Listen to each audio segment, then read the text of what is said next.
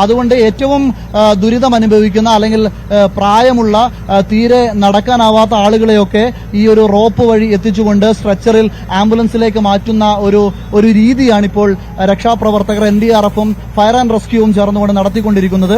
അതുപോലെ തന്നെ കുറച്ച് നടക്കാനാകുന്ന ആളുകളെയൊക്കെ അപ്പുറത്ത് കരസേന നിർമ്മിച്ച പാലം വഴിയും കടത്തിവിടാനുള്ള ശ്രമം നടക്കുന്നു. പാലത്തിൽ പക്ഷേ കൂടുതൽ ആളുകൾക്ക് കയറാനുള്ള ഒരു സാഹചര്യം ആ പാലത്തിനില്ല. താൽക്കാലികമായി വളരെ പെട്ടെന്ന് നിർമ്മിച്ചെടുത്ത ഒരു സംവിധാനമാണ്. അതിലൂടെ ഓരോരുത്തരെയായി കടത്തിവിടുകയാണ്.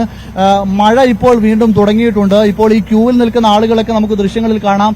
കനത്ത മഴയത്താണ് നിൽക്കുന്നത്. അവർക്ക് എത്രയും പെട്ടെന്ന് ഇന്നലെ രാത്രി 1:30 മുതൽ ഈ ഒരു ദുരിതത്തിന്റെ എല്ലാ കാഴ്ചകളും കണ്ടുകൊണ്ട് ഈ ദുരിതത്തിന്റെ എല്ലാ അതിന്റെ വ്യാപ്തിയും അനുഭവിച്ചുകൊണ്ട് ക്യാമ്പുകളിലും വീടുകൾക്കുള്ളിലുമൊക്കെയായി കഴിഞ്ഞിരുന്ന ആളുകളാണ് ഇപ്പോൾ ഈ മഴയത്ത്, കനത്ത മഴയത്ത് ഇവിടെ ഈ കുത്തിയൊലിച്ച് ഒഴുകിക്കൊണ്ടിരിക്കുന്ന ഈ മലവെള്ളപ്പാച്ചിൽ പോലെ ഒഴുകിക്കൊണ്ടിരിക്കുന്ന ഈ പുഴയുടെ ഓരത്ത് തങ്ങളുടെ ഊഴം കാത്തുകൊണ്ട് നിൽക്കുന്നത്. ഏതായാലും വളരെ കൃത്യമായി ഈ വൈകുന്നേരം ആയപ്പോഴത്തേക്കും ഇതിനെ ഏകോപിപ്പിക്കാൻ സർക്കാർ സംവിധാനങ്ങൾക്കും സന്നദ്ധ പ്രവർത്തകർക്കും സാധിച്ചു എന്നത് നേരത്തെ നമ്മൾ പറഞ്ഞതുപോലെ തന്നെ ആശ്വാസം പകരുന്ന കാര്യമാണ്, വലിയ പ്രതീക്ഷ പകരുന്ന കാര്യമാണ്. ഒപ്പം നമ്മൾക്ക് മനുഷ്യ സാധ്യമായതെല്ലാം ചെയ്യാൻ നമുക്ക് കഴിയുമെന്നുള്ളത് നമ്മൾ ഒരിക്കൽ കൂടി ഇതാ ഈ ഒരു ദുരന്തത്തിന്റെ മുൻപിൽ എന്നതാണ് ഒരു ദുരന്തമുഖത്ത്. ഒരു ദുരന്തം സംഭവിച്ചു കഴിഞ്ഞാൽ പിന്നെ ചെയ്യാൻ കഴിയുന്നത് അത് മാത്രമാണ്. അത് ഭംഗിയായി ചെയ്യുക എന്നതാണ് ബാക്കിയുള്ളവരുടെ ഉത്തരവാദിത്വം. അത് നടക്കുന്നു, അതവിടെ സാധ്യമാകുന്നു എന്നതാണ് ഷബീർ സൂചിപ്പിക്കുന്നത്. ഷബീർ, ഒരു അപ്ഡേഷൻ കൂടി ഉണ്ട്. കേരള ഗവർണർ സംഭവ സ്ഥലം സന്ദർശിക്കാൻ തീരുമാനിച്ചിരിക്കുന്നു എന്ന വാർത്തയാണ് വരുന്നത്. അദ്ദേഹത്തിന്റെ ഈ ദുരന്ത സ്ഥലത്തേക്കുള്ള സന്ദർശനം 6:30 ഇന്ന് ഉണ്ടാകും എന്നത് വരുന്നു, ആ വാർത്ത വരുന്നു. എന്തായാലും ഗവർണർ വയനാട്ടിലേക്ക് തിരിക്കുകയാണ്. ഇന്ന് അദ്ദേഹം 6:30 യാത്ര തുടങ്ങും എന്നതാണ് വരുന്ന വിവരം. എന്തായാലും വലിയ ഒരു ദുരന്തം സംഭവിച്ചിരിക്കുകയാണ്. ജനപ്രതിനിധികൾ അവിടെ ക്യാമ്പ് ചെയ്യുന്നുണ്ട്. മന്ത്രിമാർ ആ പ്രവർത്തനങ്ങൾക്കാകെ നേതൃത്വം നൽകുന്നുണ്ട്. അവിടേക്ക് ഗവർണർ കൂടി എത്തുന്നു എന്ന വാർത്തയാണ് ഇപ്പോൾ വരുന്നത്. രക്ഷാപ്രവർത്തനം അവിടെ ഊർജിതമായി നടക്കുകയാണ്. അവിടെ ആ താൽക്കാലിക പാലത്തിലൂടെ മറുകരയെത്താൻ കാത്തു നിൽക്കുന്നവരുടെ ക്യൂ നീണ്ടു വരുന്നത് നമുക്ക് ദൃശ്യങ്ങളിൽ കാണാം. കുറച്ചുകൂടി അവിടെ ഇരുട്ട് പരന്നിരിക്കുന്നു എന്നതും യാഥാർത്ഥ്യമാണ്. ഇനി എയർലിഫ്റ്റിംഗ് സാധ്യമാകുമോ എന്നത് ഒരു ചോദ്യമാണ്. അവിടെ ഇരുട്ട് പരന്നിരിക്കുന്നു. പക്ഷേ നേരത്തെ ഏതാണ്ട് 6 മണിയാകുമ്പോഴാണ് അവിടെ എയർ ഇന്ത്യയുടെ ഹെലികോപ്റ്റർ ലാൻഡ് ചെയ്യുന്നത്. അതിസാഹസികമായ ലാൻഡിംഗ് ആണ്. വലിയ രീതിയിൽ ദുരന്തബാധിതമായ ഒരു പ്രദേശത്ത്, ആ രീതിയിൽ ഒലിച്ചുപോയ ഒരിടത്ത് ഹെലികോപ്റ്ററിന്റെ വ്യോമസേനയുടെ ഹെലികോപ്റ്റർ അതിസാഹസികമായി ലാൻഡ് ചെയ്ത് ആളുകളെ എയർലിഫ്റ്റ് ചെയ്യുന്നത് നമ്മൾ കണ്ടതാണ്. ഇപ്പോൾ അവിടെ ഇരുട്ട് പരന്നിരിക്കുകയാണ്. ഇനി ഒരു സാഹസിക ദൗത്യം കൂടി അവിടെ ഉണ്ടാകുമോ? അതുണ്ടാകും എന്ന അറിയിപ്പ് അവർ നൽകിയിട്ടുണ്ട്. അതുണ്ടാകുമോ എന്ന കാത്തിരിപ്പാണ്. അവിടെ ഇരുട്ട് പരന്നിരിക്കുന്നു. രക്ഷാദൗത്യം വളരെ വേഗത്തിൽ പുരോഗമിക്കുമ്പോഴാണ് ഇരുട്ട് പരന്നിരിക്കുന്നത്. പക്ഷേ രാത്രിയും രക്ഷാദൗത്യം സാധ്യമാകും എന്നതാണ് അധികൃതർ നൽകുന്ന ഉറപ്പ്. അതിനുള്ള സാഹചര്യം ഒരുക്കാനുള്ള ഉത്തരവാദിത്തമാണ് അവർ ഏറ്റെടുത്തിരിക്കുന്നത്. ഇപ്പോഴും നമുക്ക് കാണാം, റോപ്പ് കെട്ടി ഏറ്റവും പരിക്കേറ്റ, ഏറ്റവും പരുക്കോ മറ്റു വിധത്തിലുള്ള ബുദ്ധിമുട്ടുകളോ അനുഭവിക്കുന്നവരെ റോപ്പിലൂടെ സൈനിക ഉദ്യോഗസ്ഥർ ഇപ്പുറത്തെ ഭാഗത്തേക്ക്, കരയിലേക്ക് എത്തിക്കുന്നത് നമുക്ക് ഒരു ഭാഗത്ത് കാണാം.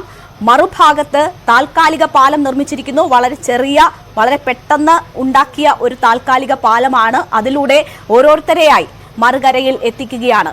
രക്ഷാദൗത്യം രാത്രി വൈകിയും നടക്കണം എന്നതാണ് കേരളം ആഗ്രഹിക്കുന്നത്, ആശിക്കുന്നത്. അവിടെ ഓരോ രക്ഷാ പ്രവർത്തകന്റെയും വരവ് കാത്ത് എത്ര പേരുണ്ട്, എന്താണ് അവരുടെ അവസ്ഥ, അത് പൂർണ്ണമായും നമുക്കിപ്പോഴും മനസ്സിലാക്കാൻ കഴിയുന്നില്ല. പക്ഷേ അവരുടെ പ്രതീക്ഷ അത് മങ്ങുന്നതിന് മുൻപ് അവർക്ക് സഹായഹസ്തം എത്തണമെന്ന് ഈ നാട് ആഗ്രഹിക്കുന്നുണ്ട്.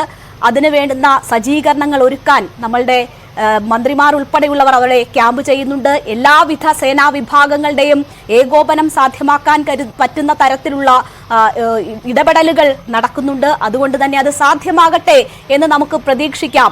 ആ ഭൂമിയിൽ ഇനി അവശേഷിക്കുന്ന ആരെങ്കിലും ഉണ്ടെങ്കിൽ, അവർക്ക് സഹായം ആവശ്യമുണ്ടെങ്കിൽ അവിടേക്ക് എത്തുന്നിടം വരെ ആ രക്ഷാദൗത്യം ഇടവേളകളില്ലാതെ പുരോഗമിക്കട്ടെ, അതിന് സാധ്യമാകട്ടെ എന്ന പ്രതീക്ഷയോടുകൂടി തന്നെ നമുക്ക് ഇരിക്കാം. എന്തായാലും ഷബീർ വീണ്ടും അവിടെ നിന്ന് തുടരുകയാണ്. ഷബീർ, മന്ത്രിമാർ ഉൾപ്പെടെയുള്ളവർ ക്യാമ്പ് ചെയ്താണ് രക്ഷാദൗത്യം ഏകോപിപ്പിക്കുന്നത്. രാത്രി രക്ഷാദൌത്യമായതുകൊണ്ട് തന്നെ അതിന് ഇടവേളകൾ ഉണ്ടാകരുത് എന്നതാണ് എല്ലാവരും ആഗ്രഹിക്കുന്നത്.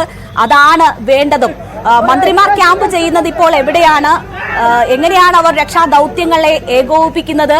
എയർലിഫ്റ്റിംഗ് ഒരിക്കൽ കൂടി സാധ്യമാകുമെന്ന സൂചനകൾ ഉണ്ടായിരുന്നു. പക്ഷേ ഇപ്പോൾ അവിടെ വീണ്ടും ഇരുട്ട് പരന്നിരിക്കുന്നു. അത് ഏതെങ്കിലും തരത്തിൽ പ്രതിസന്ധിയാകുമോ?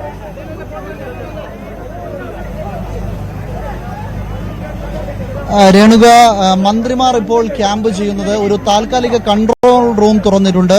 അവിടെ ക്യാമ്പ് ചെയ്തുകൊണ്ടാണ് മന്ത്രി AK ശശീന്ദ്രനും അതുപോലെ തന്നെ മന്ത്രി മുഹമ്മദ് റിയാസും അതുപോലെ മന്ത്രി ശ്രീ K രാജൻ അടക്കമുള്ള മന്ത്രി OR കേളു അടക്കമുള്ളവരെല്ലാം ഇവിടെ ക്യാമ്പ് ചെയ്തുകൊണ്ട് രക്ഷാപ്രവർത്തനം ഒരു തരത്തിലും നിർത്താത്ത രീതിയിൽ തന്നെ അത് തുടരുന്നതിന് വേണ്ടിയുള്ള പ്രവർത്തനങ്ങൾ തന്നെയാണ് അവർ നടത്തുന്നത്. അതുപോലെ മന്ത്രി റിയാസ് അടക്കമുള്ളവർ ഇടയ്ക്കിടയ്ക്ക് ഇവിടെ ഇപ്പോൾ ഈ ആളുകളെ അക്കരയ്ക്ക് കടത്തുന്ന ഈ പ്രധാനപ്പെട്ട ഈ റെസ്ക്യൂ പോയിന്റിൽ ഇടയ്ക്കിടയ്ക്ക് വന്നു പോകുന്നുമുണ്ട്. അതുപോലെ പ്രതിപക്ഷ നേതാവ് അതുപോലെ തന്നെ മന്ത്രി PK കുഞ്ഞാലിക്കുട്ടി അടക്കമുള്ള ആളുകളൊക്കെ മുൻ മന്ത്രി പ്രതിപക്ഷ ഉപനേതാവ് അടക്കമുള്ള ആളുകളൊക്കെ ഇവിടെ വന്നു പോകുന്നുണ്ട്. അവരൊക്കെ എല്ലാവരും ചേർന്നുകൊണ്ടുള്ള ഒരു കോർഡിനേഷൻ ഉണ്ട് എന്നുള്ളത് തന്നെയാണ് നമുക്ക് ഈ രക്ഷാപ്രവർത്തനത്തിന്റെ ഒരു വിജയമായി പറയാൻ കഴിയുന്നത്. അതുപോലെ ഡോക്ടർമാരുടെ സംഘം അതുപോലെ തന്നെ ആരോഗ്യ പ്രവർത്തകരുടെ സംഘമൊക്കെ ഇവിടെ നിലയുറപ്പിച്ചിട്ടുണ്ട്. ഏതെങ്കിലും സാഹചര്യത്തിൽ അപ്പുറത്ത് നിന്നും ഇപ്പുറത്തേക്ക് കൊണ്ടുവരുന്ന ആളുകൾക്ക് വലിയ പ്രശ്നമുണ്ടായാൽ ഡോക്ടർമാർ അവരെ പരിശോധിച്ച് അതിനനുസരിച്ചുള്ള നിർദ്ദേശങ്ങൾ രക്ഷാപ്രവർത്തകർക്ക് നൽകുന്നുണ്ട്.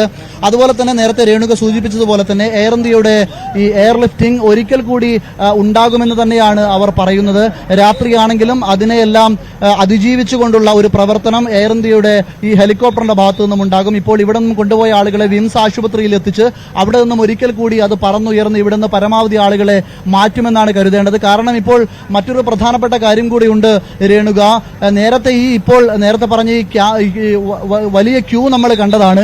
ആ ക്യൂ വീണ്ടും വീണ്ടും വലുതായിക്കൊണ്ടിരിക്കുകയാണ്. കൂടുതൽ ആളുകളെ ക്യാമ്പുകളിൽ കഴിയുന്ന ആളുകളെയൊക്കെ ഇപ്പൊ ഇങ്ങോട്ടേക്ക് എത്തിച്ചുകൊണ്ടിരിക്കുകയാണ്. അവരൊക്കെ പക്ഷേ നേരത്തെ ക്യാമ്പുകൾക്കുള്ളിലായിരുന്നുവെങ്കിൽ ഇപ്പോൾ ഈ കനത്ത